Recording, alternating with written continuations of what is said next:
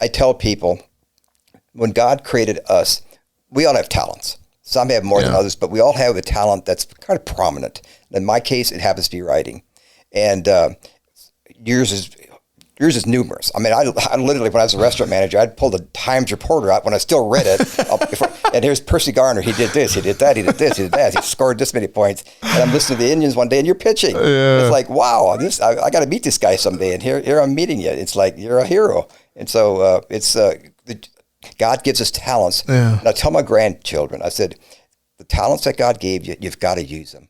Use them. Don't waste them. And because it's the world needs what we have to offer. And it's the same way with books. When I meet with people about writing books, I tell them, whatever you put in those books, put something in there that when that person closes the cover of that book, or in your case, the cover of the computer, because you're a Kindle, that they'll say, you know what, I took something from that book that's going to help me in my life.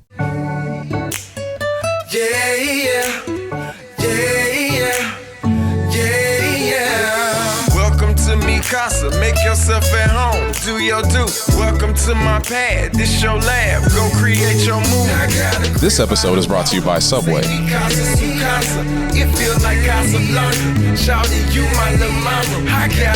What's good, everybody? It's 99 Miles Per Hour podcast with me, your host, Percy Garner. And I'm excited about today's show. But before we get into it, I do want to thank you all who purchased the limited merch on the website. If you're wondering what that is, that's store.percygarner.com. I'm going to be doing some more limited time merch on the website. So, continue to check it out and don't forget about that. Big time, we need you to subscribe and like. So liking is something you can do easy. Just hit the thumbs up, and that will help our videos appear in front of more people. And also, we would love for you to subscribe if you're liking the content that we're making here on the channel, because our goal is to get to 1,000 subscribers. So thank you for tuning in. And I guess one last thing, I had a great experience in Yerkesville. I just went to Claymont and helped with their baseball team a little bit, showed them some drills that, I did in Cleveland. And it was just it was refreshing because the kids were very, very respectful and very just, they were soaking it all in, and it felt good. And, a lot of the young kids, they get a bad rap, but I just thought it was a positive moment. So I wanted to share that with you guys. But I also, got to pay the bills. So thank you to Subway and the Fitzgerald family for making this podcast possible. Obviously, I grew up on Subway, love the food, love the sandwiches, but most important, the customer service. And he probably doesn't want me to shout his name out, but John on Worcester and Subway, man, I appreciate everything you do for me, man. You're the best. Even though you don't want to do a commercial with me, it's all good. We'll figure it out down the road.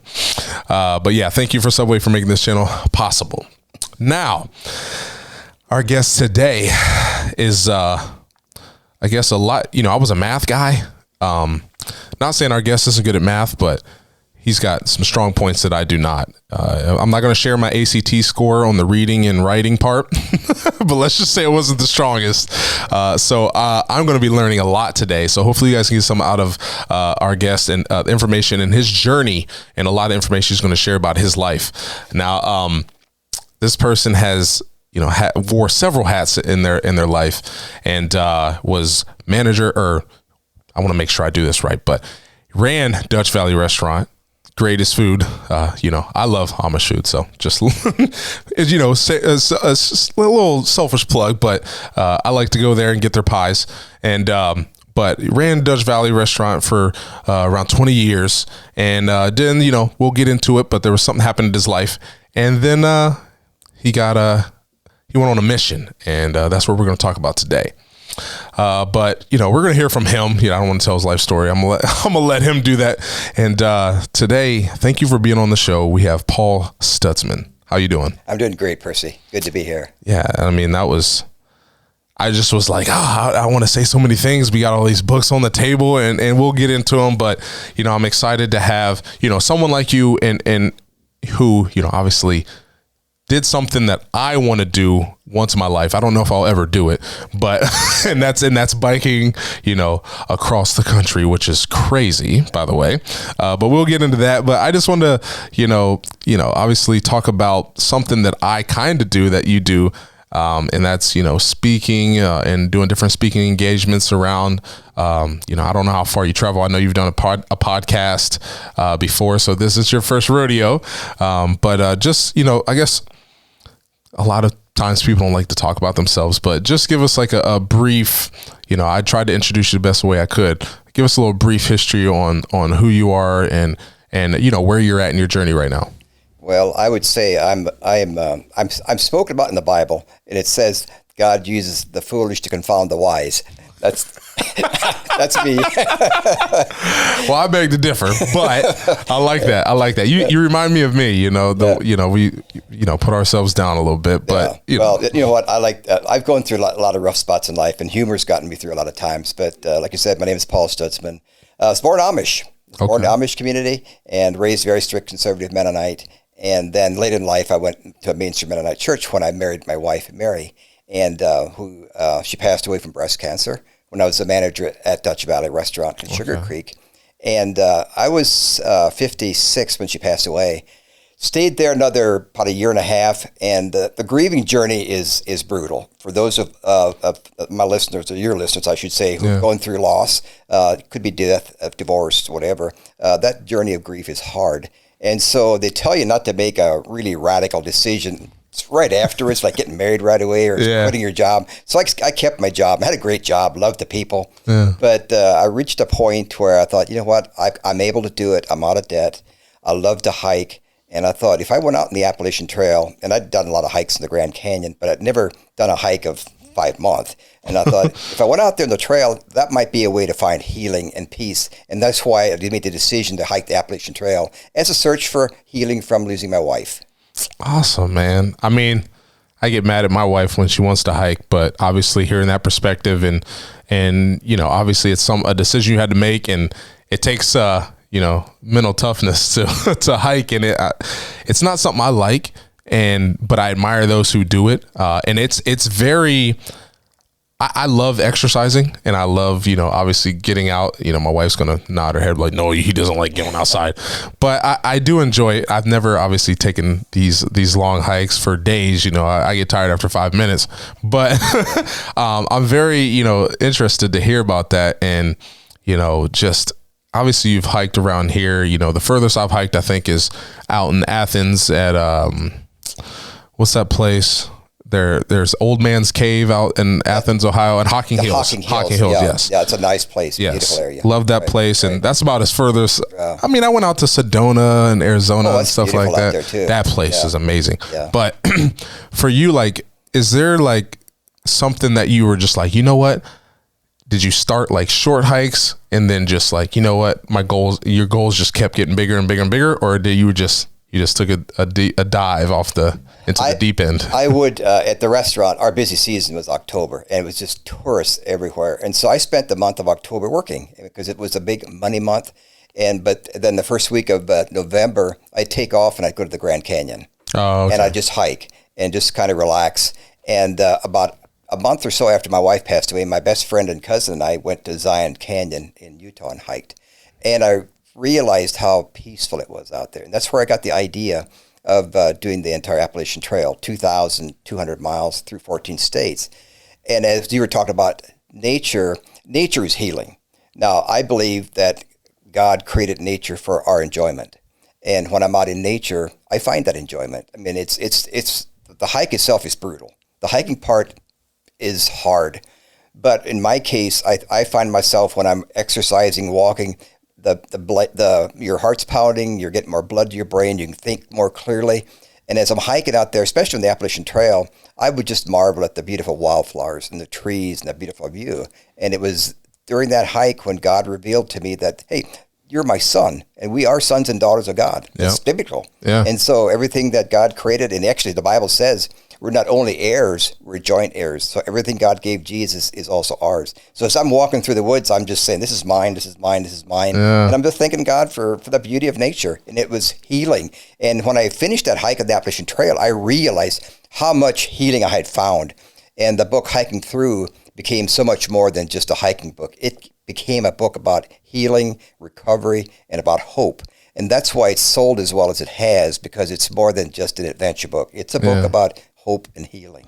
And obviously we all need that. You know, a lot of people might, you know, try to avoid the healing process, or they may just not know how to do that. But obviously you have found your way. And I think that's very important for people to find their different outlets to allow them to heal, especially with loss and all the examples of divorce and stuff that you talked about earlier. Now, I lost both of my parents, and, you know, I didn't really heal right away. I thought, I was tough. I was, growing up, we're men. Yeah, we're men. Yeah. We don't do that. And then I would say about 20 years later, it hit me, and I was like, wow, I've been holding on to this for a while. Yeah. And, but I think it's pretty remarkable that, you know, someone from this area, can just write all these books and it be successful. And it's, because at first I didn't know much about, the books that you've written, and I'm just like, oh, that's nice. And then I'm like, oh no, these are doing well. Yeah. So, obviously there's going to be certain ones that I think I told you about that. I've never read a book, a fiction book. So, there's obviously I got to expand my horizons, but I'm and we talked about only reading electronically now, but I'm very excited to get into these books after I'm done with my Bible study. My wife, we just started this 1-year Bible thing, and I'm like, and then I'm also leading a Bible study on top of that. So I'm like, dang, babe, you done got me. It's going to be crazy. Right. But let's just talk about the book that you're in the process of writing right now, the Devotional Book. Okay.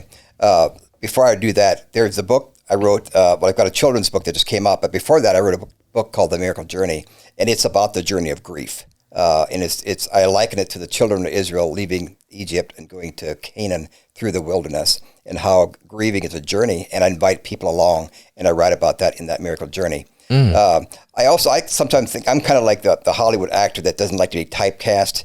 So I've got adventure books, I got children's books, I got Amish fiction, and but my mind is constantly coming up with ideas. So currently, you asked about what I'm writing right now. I'm writing a book. It started out as sort of a men's devotional, but it's sort of changed a little bit to the title of it's called On Living, and it's about life. And when I was working at the restaurant, I had a folder, and I would put stories in there, just stories about life. And so often in life, we are so busy and we're focused on goals. And sometimes we miss the day-to-day journey. And that's where the joy of living is, in the day-to-day. And so this book that I'm writing on living is some of those stories, but not only is it just about living, it's also going to have sections in there called like on worship, and stories in there that I've written about some Bible stories and some very spiritual stories. And then I've got different, obviously at the end it's going to be on dying too, which is reality. Yeah. And in there, I get so many questions from people who want to write books. And you had talked about this earlier. Mm-hmm. You'd like to write a book. And people think, how do I write a book? And so I'm actually going to put a section in there called On Writing. Okay. Where I'm actually going to give the keys to the kingdom. Love it. I'm going to tell people how to write a book. All and right. It's not that hard, really. I did a program this fall before the children's book came out. I did a program to a group of kindergartners. Okay. And after the kindergarten, I read the book to them. And afterwards, I asked her questions. And a little girl raised her hand, and she says, "How do you write a book?" And I said, that's a great question. and so I just gave her an example of I've got a second children's book in the making, and I got a third book that I'm writing about cats. I house sat for a farm, a lady who had 5 cats in her house. Whew. And I'm sitting there, and the cats are running around, and all of a sudden I realized they're telling me a story. And I observed this story, but I only got part of the story. And so I told this little girl how a good way to start a book is, first of all, you start with an idea. You got to have a thought. Yeah. And for instance, my Amish books that I wrote, I knew how it ended. And so I just wrote up to the ending. But like on the children's book that I had not realized where the story was going. So one day I went out hiking. And as I'm hiking, I'm thinking about these cats, and it's like, come on, cats, talk to me. What's the message? Because I like all my books, especially children's books, to have a message in them. Mm-hmm. And so the message came to me. But on a book, once you know this secret, it's the same way as good movies are done and good books are written. In school, we were taught about it, an antagonist and a protagonist. You got to have that. You got to have that back and forth, and it's the good, it's the evil. And so, and I learned this when I took a screenwriting class, because I wrote a screenplay for Hiking Through. It was actually optioned for a movie. It's Really? it's sort of in the process. It's not even to the point where I want to talk about it yet, which I just did. but so I went and took a class and read books on it. Yeah. And so you want to write a book, you get your thoughts, get your ideas, and then it's the story starts out. And you're going to have an act 1, possibly an act 2, and then something happens that the story turns. It's called a turning point. Yeah. Your life turns. In your case, it may have been when you got drafted. It may have been one of many things in your life. Yeah. It could have been marriage. It could have been a lot of things. It could have been the loss of your parents. True. It turns. Yeah. And then the story has changed, and then all of a sudden something happens. All is lost. This is the Rocky when he's on the mat. Now, I've never watched a Rocky movie because I think boxing is, to me, pummeling people in the head till they pass out. It just doesn't appeal to me. So it just doesn't make any sense. Never heard it put that way, but yeah. No, but I know about it, and I know the story. Yeah. And he's on the mat. He's out. All is lost. Well, and then it's resolution, and that's how my children's book is. The children's book's about little children that produce clouds. They go to town to get cotton candy and all kind of things to make clouds. Yeah. But one day they put licorice in it, and it's just the town's a mess. All is lost. Well, how do you resolve that? And so it's resolved. It's resolved by cooperation of little children.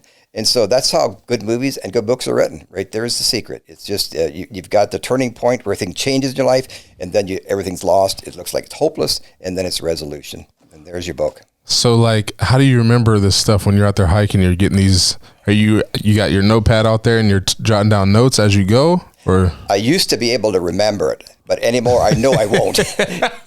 So, and what I do, and I do this all the time. I did it Sunday morning in church. Okay. The preacher was preaching. I got this, and I get inspired in church, which you should. Yeah. And so I got an inspiration about ideas. I brought I just got my phone out of my pocket, hit the notes, and type it in there, and back in my pocket. And so anymore with your phone, if I'm walking and I get an inspiration, I've got copious notes on my phone. Just type it in. Because I will forget it. Yeah. You know what? Sometimes at night or in the morning, I wake up and I got these ideas. I think that's a brilliant idea. Sometimes it's not, but I think you'll remember it. But as I grew older, I do a lot of programs, a lot of talks. I'm doing one next week in Florida. And I used to be able to talk, and as I'm talking, have a thought in my head, like a thought or two ahead. Yeah. And anymore, I don't. It's like I have the thought in mind, and if I try and go ahead, I kind of forget what I'm talking about. So I have to have notes. I gotcha. And I think that might be age-related, or maybe I've got way too many thoughts in my head because of all these books. All these books, just getting them out there. But the thing is, you will have ideas, write them down. And I tell people, when God created us, we all have talents. Some have more than others, but we all have a talent that's kind of prominent. In my case, it happens to be writing. And yours is numerous. I mean, I literally, when I was a restaurant manager, I'd pull the Times Reporter out when I still read it. And here's Percy Garner. He did this, he did that, he did this, he did that. He scored this many points. And I'm listening to the Indians one day, and you're pitching. Yeah. It's like, wow, I got to meet this guy someday. And here I'm meeting you. It's like, you're a hero. And so God gives us talents. Yeah. And I tell my grandchildren, I said, the talents that God gave you, you've got to use them. Use them. Don't waste them. And because the world needs what we have to offer. And it's the same way with books. When I meet with people about writing books, I tell them, whatever you put in those books, put something in there that when that person closes the cover of that book, or in your case, the cover of the computer, because you're a Kindle, that they'll say, you know what, I took something from that book that's going to help me in my life. And if you can do that in your writing, then you've helped somebody. And that's really what writing our words is all about. Yeah. So one of my gifts is speaking. Writing isn't one of my prominent gifts, but speaking is. So I try to use this platform in that same manner. And, I don't always say the words the way I want. Right. Luckily I've been fortunate enough not to say the wrong thing yet. It doesn't matter if you do. Josh, fix it. No, you learn. Yes. Yeah. But, that's just it. Obviously you've written a lot of books, and some people might go, well, yeah, he's done all this. He makes it sound so easy. I would encourage, anyone listening, and if this is really something that you're, aspiring to do, just start.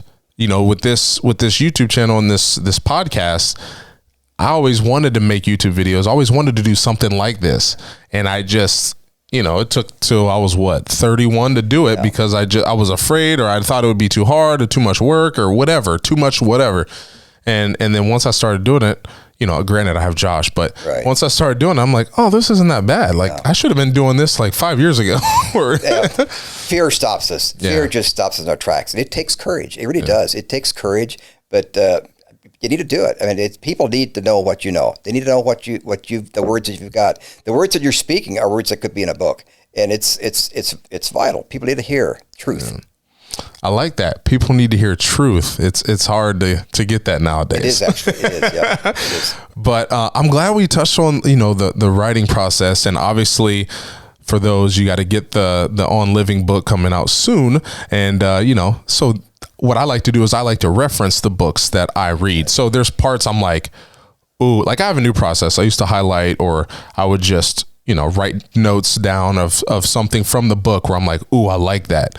And then I take it, and then I might not read the book again, but I'm like, I know I took a note on this book, and, but now I do, a lot of typing on the notes, but, I have a program that when I'm on Kindle, I can, highlight or take notes, and then it'll send it to, one of my applications on here. So I'm a nerd about all this stuff, but, it allows me to, reference back like what you're talking about. So for me, books, and I know a lot of people just hand me books as gifts, and, I read them and I'm like, oh, I don't want to give this away because I know I'm going to have to go back to this eventually. It's like movies, people rewatch movies, especially the ones they love. But reading is something that I didn't really get into until after my first stint in college, before I got drafted. I wanted to state this. I just graduated, December 20th. So I'm done with school, hopefully forever. And it's weird. I compare myself from when I was 18 to 20, and I didn't read at all. And even in elementary school, in high school, I used Spark Notes. Sorry, teachers. I didn't read the books. I just, went online and kind of, I don't know, cheated, if you if that's what you want to call it. Yeah. But obviously I've grown and I've seen the value in reading, and I've the way I speak is even better now because of stuff I read. So it's a skill that I think eventually, I'm not saying it has to be your hobby where you're reading 300-page books every month, but it's just something you got to dabble in. But in my upbringing, I was raised, like I said, I was born Amish, raised strict Mennonite, where we did not have radio or TV. So books were everything to me. I mean, when I discovered the library in Millersburg, it was like, wow, this is nirvana. All these books. And I read and I read and I read. And later in life, I read where typically most intelligent people read books. They read. Yeah. It doesn't have to be books. But to me, it opens your mind. And it really, reading is vital. And I think it's sort of not taught as much probably as it should be, because there's so much to be gained. And although anymore with the internet and Google, you can learn anything you want to. If you want to learn, you can. So, we have incredible tools now. That we do. Yeah, and I just know I had always, steered away from it. But early on, it was the opposite. I was reading before I got to kindergarten because my grandmother, she was on top of things. But I just thought, once I was getting, English wasn't really my strong point. So I just kind of steered away from it. But, it's something that it doesn't have to be your hobby. It's just got to be something that you just do. Like, there's in social media on Twitter, I'm reading news, if someone gets traded or there's an article about an athlete or whatever's going on. That's another form of reading I do. It doesn't always have to be a novel or a story. And I just think you can get so much more information, and I've never read, like books, like the movies and TV series that I watch. I always wanted to say, okay, I want to read that book because I know there's way more detail, way more, plot in the books than in the movies, because it's just impossible. Right. You'd have to have a 12-hour movie to to get everything accomplished. But no, I'm glad we touched on that. And I'd like to make this one comment yet on sure. Because you didn't think there's going to be a podcast on reading. Yeah. When I meet a person that wants to know how to write a book, and I tell them, your book's already written. And they'll look at me like, what do you mean it's already written? And I'll take the Webster dictionary and say, there it is. All the words are there. You just got to rearrange them. I said, that's really what writing books is. We're rearranging words. And we met through Jim Gill, who runs the library in Dover. I did a program there a couple months ago, and I titled it The Art of Writing, and I likened it to an artist that's painting it with paint. We paint with words, and we put the words down on paper, and it is like art. And the talent is arranging those words so they're artistic, so that you paint a picture, so people can actually see what you're explaining to them. And a lot of writers make the mistake of being way too wordy. They want to describe everything.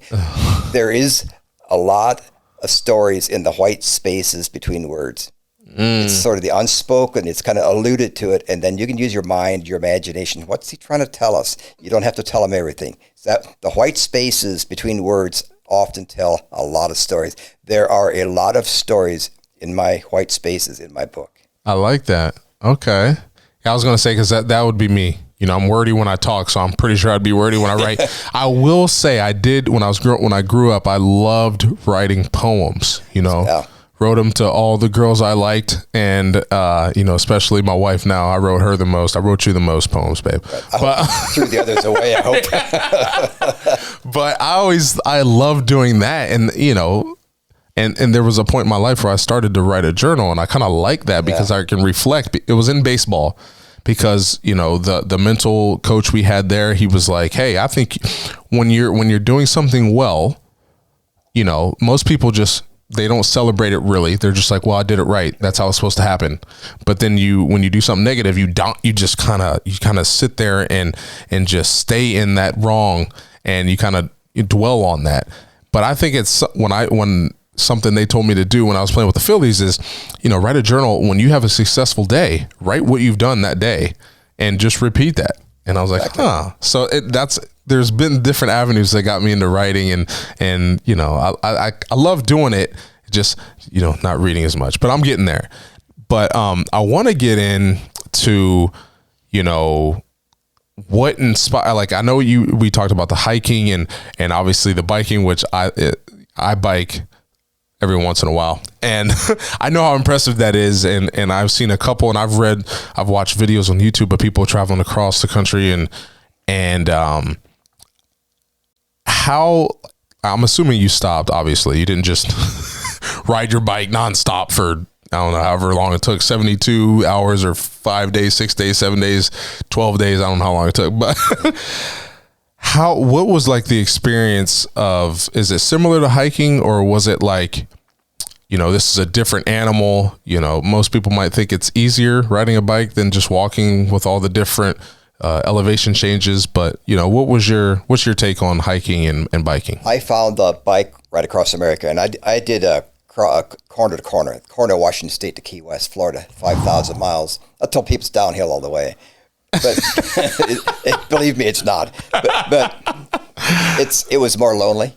It's interesting because on the Appalachian Trail, I didn't meet that many people, but the people I met had rich stories, and it was typically, if you're, in my case, I met a number of mid 50s who quit their jobs to be out there. So we're not quite normal. So it's like it's interesting to get their stories.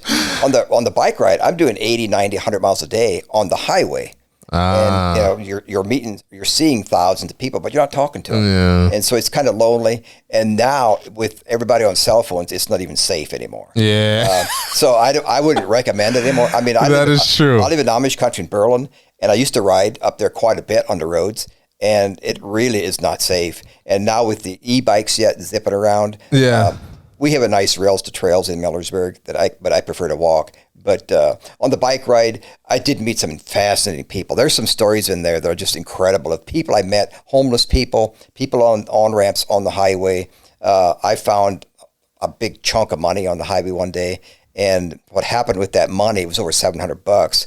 What happened with that money became a story, and that's story awesome. Was put into the book called "Don't Wait Too Long." Don't wait too long in life to do what you want to do, should do, and it's a story that shows how we meet people who God wants us to meet.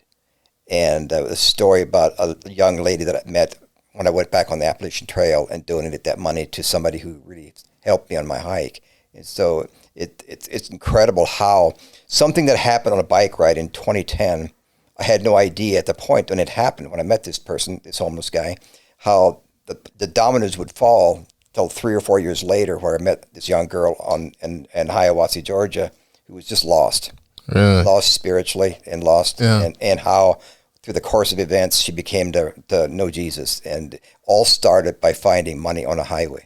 That's crazy. And who just finds $700? Yep. Maybe 7 quarters, but Yeah, not $700. Yeah, I had just given a homeless guy $20 like the night before on the highway. The guy was just he just got out of jail for selling drugs. He was in jail for that, and then while I was in jail, his wife left him. His son actually committed suicide. And the guy said, "I'm just a loser." And I was able to witness to him about the love of Jesus, because he made a statement. He said, "How's it possible that you're out here in the middle of America on a bicycle by yourself, but you got this look of joy in your face?" And I said, "It's because I got a relationship with Jesus. I can be anywhere and have that." He said, "I don't have that." But as we were partying, I gave him a $20 bill. And he's crying. He said, "I didn't ask you for money." And I said, "I know you didn't. It's a free gift. You did nothing to earn it." And then the next night, I find $700 on the highway. It's more than 700 actually. And that night, I'm in my motel room, and I realized I found that money. And so I reached in my pocket and started counting all the 20s and the hundreds, and realized that, you know what, I had given a guy a $20 bill who couldn't repay me, but God could, and repaid me like 38-fold.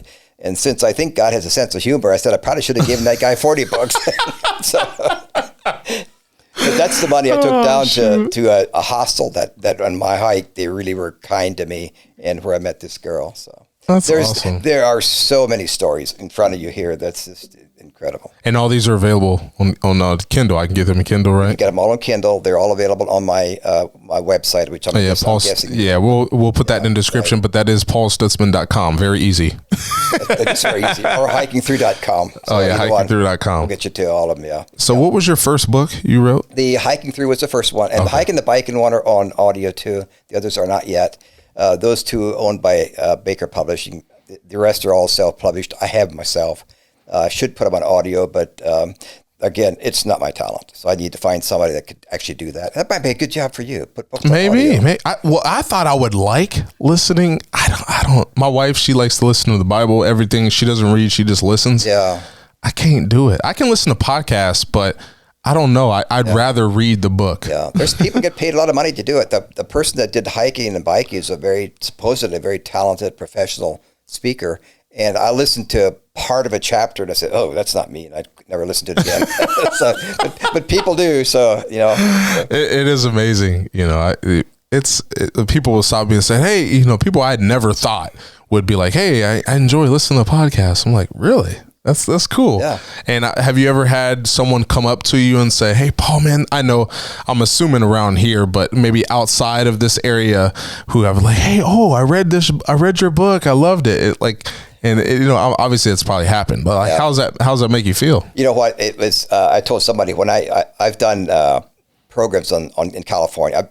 There's a company called Choice Books who has 5,000 book racks across America, and hiking and biking run those book racks. And so I was flying into Fresno, California one day to do a couple of programs, and I got off the airplane, walked on the concourse, and here these stores and parodies and other stores in the concourses had my books out there, and I just looked at them and said, "Wow, this Amish guy from Ohio has got books out there in the airports." I'm thinking. And there's one other time when I flew out to, I think it was Oregon, and there was a guy waiting in the concourse with a sign with my name on it. I said, "I have it's like Paul Stutzman." That's awesome. I do not feel I don't feel at all like I am more locally. People don't care. They don't care. This is Paul Stutzman. And I came out with Hiking Through, did a book signing in Berlin, and they said, "If Paul can do that, so can I." So there's a lot of people writing books now because they think I can do it. Anyway, so real quick before we wrap it up, so when you get these speaking engagements and you're traveling around, like how does that work? Is it just people who have read your book and they're like, "Oh, you know," and they reach out to you and go, "Hey, Paul, you know, I would love for you to come speak about your book, or you know, speak at their conference or whatever it is." Right. Is that basically how it goes? Well, it's in the past, and I started, and again, when I talk to people that have written a book, I want to talk. I tell them, go out, nursing homes, Boy Scouts, any social clubs, And that's how I started. I started out doing Boy Scouts and Lions Clubs and nursing homes. Didn't charge. And then eventually I started charging $150 and then $300 and now $500 is what I charge typically. And I'm going to Florida this weekend. I've got a church program. I go where I'm asked. And if it's a church that asks me, I don't charge them. Gotcha. Because most churches have speaker's fee or they take an offering or whatever. Yeah. And so, but I feel wherever I'm asked to go, I'll try and make every effort to get there because I feel there's somebody there that wants to hear from me. And I just got a call yesterday from North Carolina, and there's a military base there in Jacksonville. And it's a church that has a lot of military people in it. And the guy said, I read your book, gave it to my pastor, and your message is going to resonate with these soldiers. Well, I will be there in a heartbeat. Yeah. And so I just feel if I'm asked to go somewhere, there's somebody there that God wants me to make that connection. And I've gotten on the hiking itself, that book, I've gotten over 2,000 emails from people whose lives have been changed. I could literally write a book on stories of what's happened with the hiking book. Dang. And the others not quite as much. But and a lot of places where and they'll pay my expenses, of course. Yeah. And so, and just to be able to travel and do that. Now, during COVID, it wasn't so much. But you didn't do any virtual Zoom speaking? No, not. But interesting, during COVID, I did a number of Amish groups because, like I said earlier, we had COVID in Amish country, and we moved on with our life. So the world is catching up with Amish community. Awesome, man. Well, like I said, obviously, I feel like there's plenty more to share. Maybe if you're willing, we can have you back, and we can maybe focus in on a book or on your next book. And then we can kind of dive in and do that type of thing. And I'd love that. I'd love to come and and read you what the On Living is going to have shorter chapters. And so I think I've got 20 some chapters written, and they're shorter chapters. So I'd love to come back and read one or two to you. Awesome. Well, we'll have to do that, man. I appreciate you stopping by. This has been great for me. Like I said, I use this show to learn a whole bunch of stuff. So it was great having you here, Josh. Thank you. I appreciate everyone who tuned in. And man, this is like I said, we're gonna have his website in the description. And if you didn't get to catch this whole episode, he has pretty much a big like a long biography of his life and what he's done and what he's been through and the adversity he's faced. So I would encourage you to go to the website and check that out as well. And make sure you subscribe, like, and I guess we'll see you next week. Peace. It feels like Casablanca. Shawty, you my little mama. I got a crib by the water. Say we